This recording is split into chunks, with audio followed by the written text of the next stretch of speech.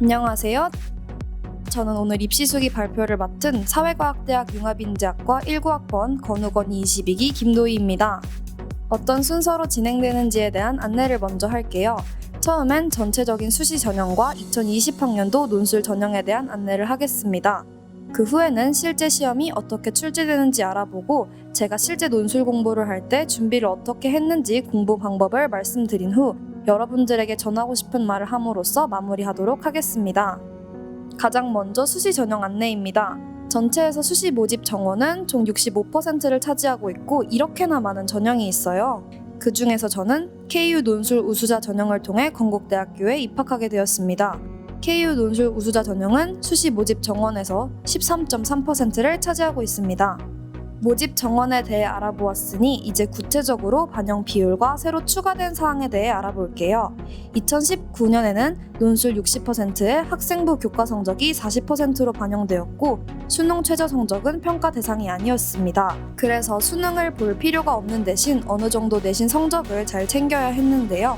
새롭게 개정된 2020학년도 KU 논술 우수자 전형의 경우 논술만 100% 평가하고 수능 최저 성적 조건이 추가된 대신 평가 요소에서 학생부 교과 성적이 빠지게 되었습니다. 논술 시험은 다양한 교과목에서 소개되는 주제와 개념을 논리적으로 연계하여 주어진 문제를 해결하도록 하는 형태의 시험입니다. 대부분의 대학 논술 시험은 통합 논술 시험으로 실시가 되는데요. 그럼 과연 통합 논술이란 무엇일까요? 친구들 혹시 알고 있나요? 네, 잘 모를 것 같아서 잠깐 설명을 해볼게요.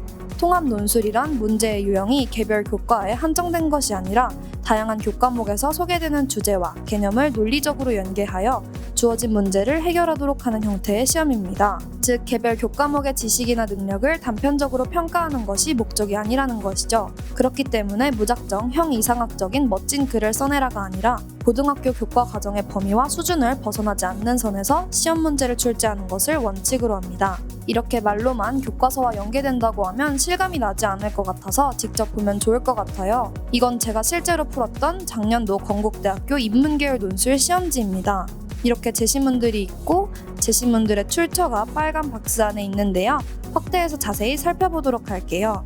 고등학교 고전, 윤리와 사상, 문학, 사회문화 교과서라고 쓰여 있네요. 이렇게 교과서 수능 특강에서 모든 제시문들이 출제됩니다.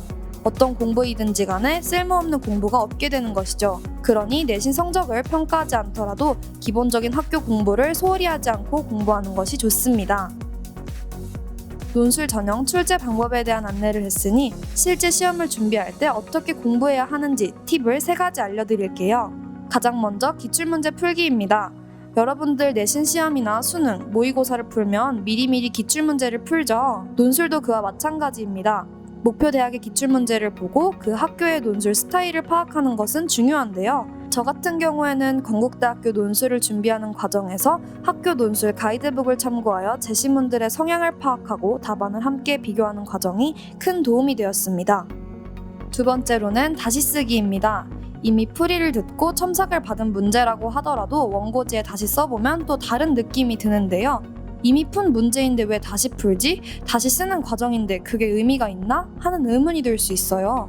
하지만 선생님이 설명해주신 내용이나 모범 답안과 내 글을 비교하고 파악한 방향성을 내 언어로 표현해내는 것은 상당히 다른 문제입니다. 그렇기 때문에 이미 답을 아는 것이라고 하더라도 다시 쓰기를 해보면서 나만의 문장으로 표현하는 것을 연습하는 과정이 필요합니다.